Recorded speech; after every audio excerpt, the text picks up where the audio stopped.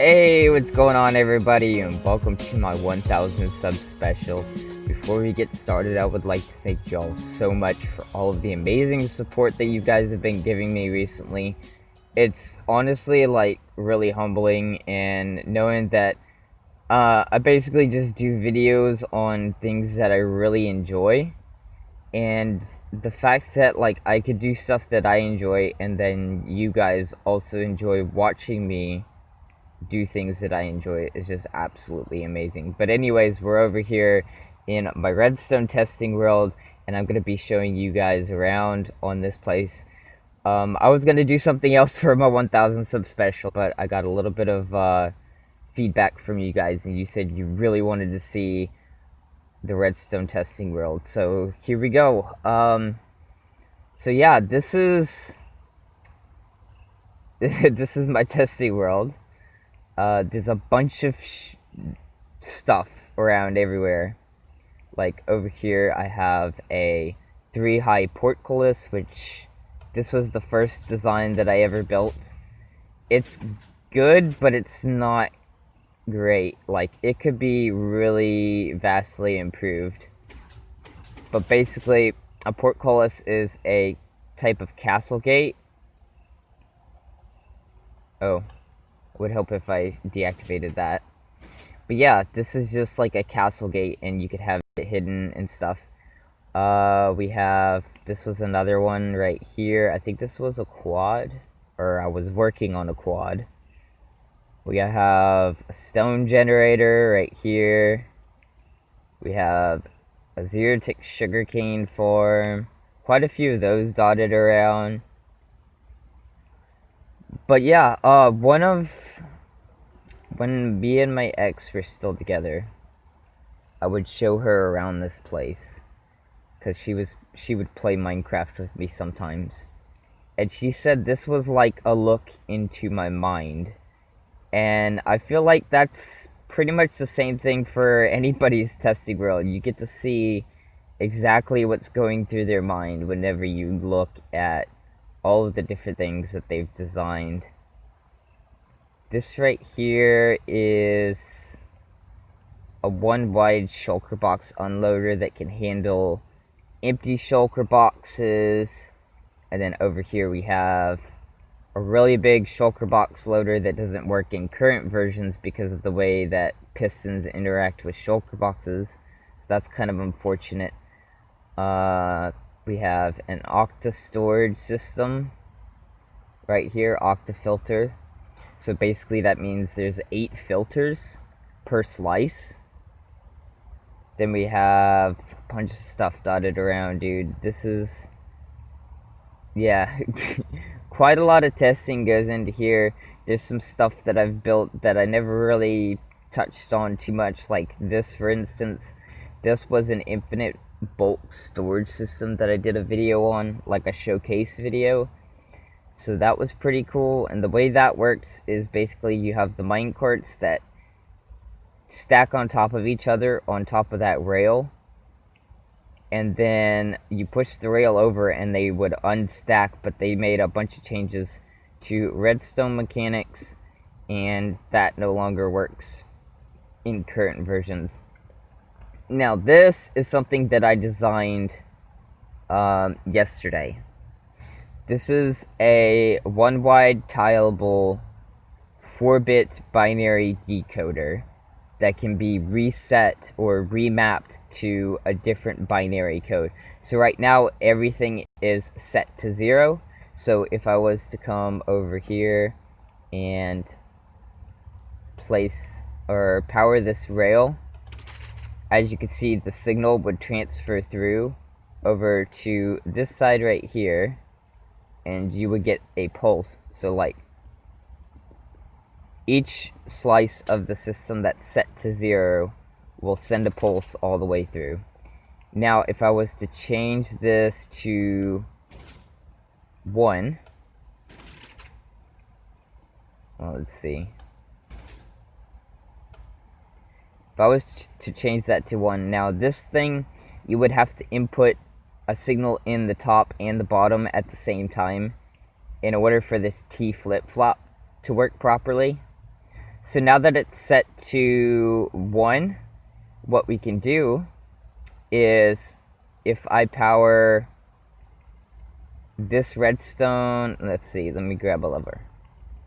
If I was to power this one, then that would reset the binary code of this slice to 1. So now whenever I turn this rail on, only that slice can activate. So this is something that could be useful for a binary coded bulk storage system. And like I said, I designed this yesterday. It's pretty much as compact as you can get it on Bedrock Edition, unless they add piston spitting. But yeah, this top part right here is not necessary. This was supposed to be for remapping the binary on the slice of the system, but I realized last night, well actually this morning, that all you have to do is power the bottom in order for it to remap properly. But anyways, yeah, that's pretty awesome. We have quite a few super smelters that I've designed dotted around. This is one of my old farms. This was a flying machine based sheep farm. So you would put the sheep down in here, and the dispenser would fly over top and shear all of the sheep, and then you would have a minecart underneath that would pick up all of the drops and stuff. And you can kind of tell, like, just flying around, when I built stuff. So some of my earliest designs, I used a lot of smooth stone in order to design it, and then later on I started using well, my most early designs, like my very first designs, used stone brick, and then I switched to smooth stone, and now I use quartz. So anything that you see in quartz is designed probably within the past 4 months or so, probably maybe 5 months or so.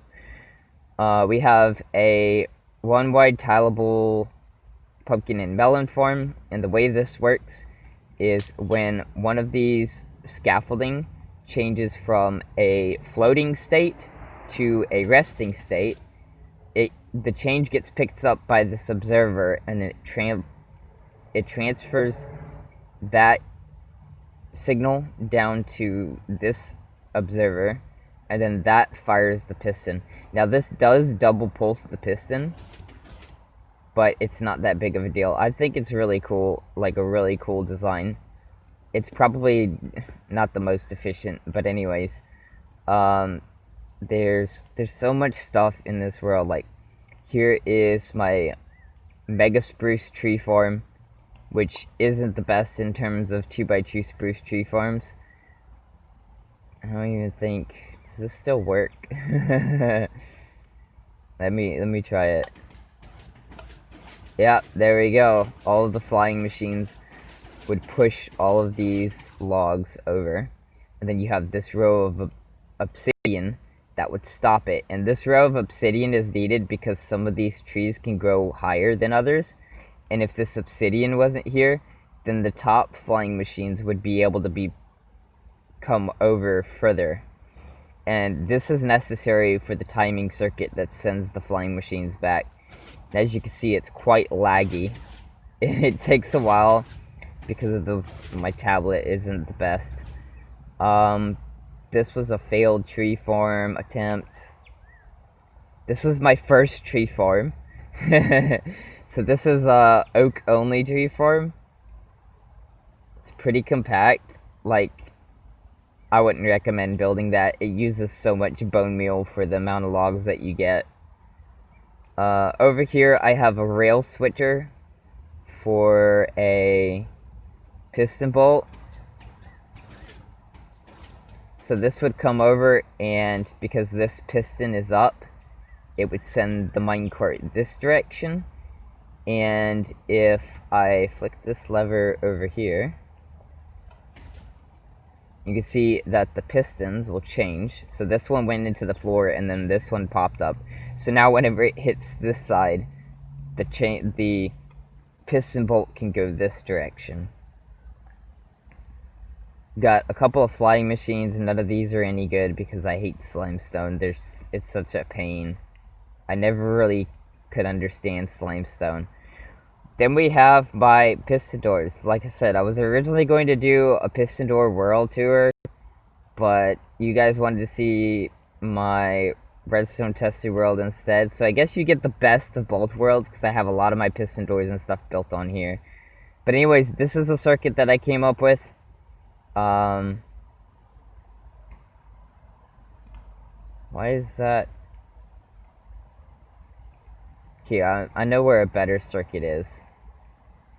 Right here we have my 6x6 vault door. And this thing is relatively fast for what it does. Then we have my 4x4, which doesn't seem to be working properly. Why is that? That concrete should have been pushed out. Got concrete miss. Oh, this was one that I was changing. Yeah, this one doesn't work because I was changing some stuff around and broke it. Mainly this top section, I think. Alright, so over here we have just a simple 3x3 vault door. This is a... Alright, so this is the piston door that I got a world record on. This thing is the fastest 4x4 seamless. It opens in 0.5 and closes in 0.5. Then we have my first 5x5 piston door, which I was super proud of. But I actually built a better design than this recently. Also really compact and pretty fast. Then we have... This was my first real piston door. This was the 4x4 regular piston door. And it's quite large. But I'd say, like, this thing is pretty good. Like, in order to, like, for my first piston door, this one was pretty nice. Oh yeah, this is also, got a bunch of stuff that's still a work in progress. This is the circuit that I was talking about. You can tile these next to each other, but this is a ceiling for a vault door, piston door. And the way it works is these pistons that are extended will retract on the same tick that the sticky pistons power, so that the slime or these blocks are moving blocks and they slide past the slime in order to not stick to it, because that could cause issues with the piston push limit. So as I could show you guys right here, one of these blocks right here was, or these two blocks right here was pulled out in order to be able to push more blocks or make it look better. And this is the front that you would see if you did that. This is two of them tiled next to each other, and I think this is 7 wide. 1, 2, 3, 4. This is 8 wide, and this is pretty much the max you could do. I mean, I think you could probably fit another one in the center, if I'm not mistaken, but it would be hard to, like, power it. That would be the only issue. But yeah, I can just show you guys this. So this is a 6x6 section, and then of course you would have another piston that would extend from the sides in order to complete that, and then this would be the walls of the piston door right here, and these would get retracted back into the wall. But yeah, this thing is pretty cool. I'm super proud of that. There's a bunch of little stuff like this right here, 3x3 sand hipster door, and then we have, this thing was a pain in the butt to design. Somebody in my Discord wanted a pop-up crafting bench, and dude, this thing took me so long. I'm not even proud of saying how long it took me, but if I hit the button, then the crafting bench will pop out of the floor, and then if I hit the button again, it'll get shut back up so you can't see it. So yeah, that thing is pretty cool, and like, I, some of you could probably get it more compact, but I'm pretty proud of that thing. It took a long time to figure out how that thing worked. Not sure what this is. Oh, this is looks like the floor for a 4x4. And as you can see, like dotted around, I tried to use colored concrete to code some of my builds. Um, I can't understand it. My brain still cannot wrap around like what it is, what it's supposed to do. So I got away from using that, and the main reason why I got away from using that is I'm on mobile. So like having a hotbar filled with different types of concrete, colored concrete, it's such a pain, and it takes longer to build and design redstone with the concrete than it does for me to just build it out of one solid color. And over here, this thing always fails. Alright. This thing is pretty cool, but it always fails when you load the world because of a bug that's in the game. The bug is when an observer is facing powered redstone dust, it'll send a pulse whenever you reload the world. So that, yeah, that makes it break every time. But this is a 2x2 seamless glass. Well, I can't really call it seamless, but it's a 2x2 aquarium door, and it's survival friendly. So what you would do is up above here, you would have tropical fish. I don't even know if there's any tropical fish up here at the time, for the time being. Yeah, there's none in here. Let's get some tropical fish because I want to show you guys this. Let's see. Orange.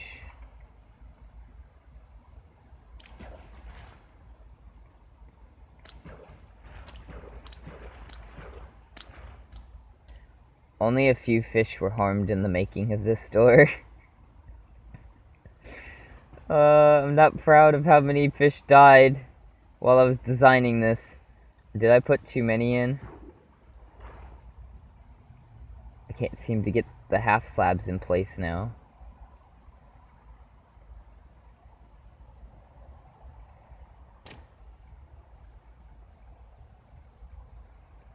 This isn't good. Alright, let's just flick the lever, because I need to get that in order to get these in place. And all of the fish just died.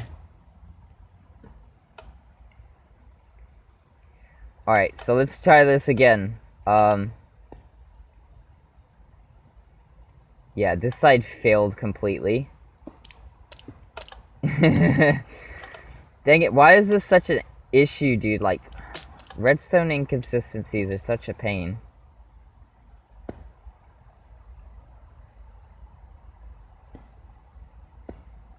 Let's just place that back down. And then these would get pushed forward. And then these are in the ceiling and the floor. There's one fish that made it. This is kind of embarrassing. Poor little fishy, all of his friends died. Alright, so let's get some fish in here for real now. Let's see. Tropical fish.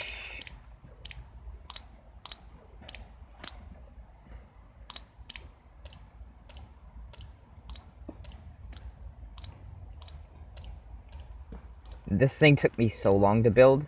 This was the second piston door I ever designed. But as you guys can see, like, you got the fishes swimming around. And then if I flick this lever, they'll all get shot up to the top by the soul sand that's in the floor.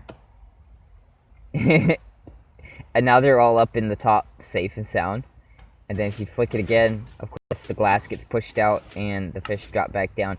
This thing I was super proud of, dude. Like, I'm still really proud of this. This is the first survival-friendly aquarium door that doesn't use spawn eggs. But yeah, there's so much stuff like here to see. I don't want this to be like an hour-long video. I want you guys to be able to discover stuff for yourself. So like I'm just flying around showing you some of the coolest things that I think that I've built. So like this is something that I was uh, designed recently. This is a one wide tileable one wide tileable silent dropper elevator that you probably saw on my channel. We got, like I said, quite a few super smelters. We have bulk storage, regular storage systems. What is this? Oh yeah, shulker box loaders that for the most part don't work right now. We have aesthetic builds. So this was the nether hub for Bedland Survival Season 1. And like I freaking love this build. Like obviously this part isn't complete, but yeah. And then there's the ship that I designed for Bedland Survival Season 1. Just come over here. We have one of the piston bolts that went to the Blaze farm. My future tech rock base. As soon as if I ever get around to building it, because like I need to use the brick and stuff for the super smelter build.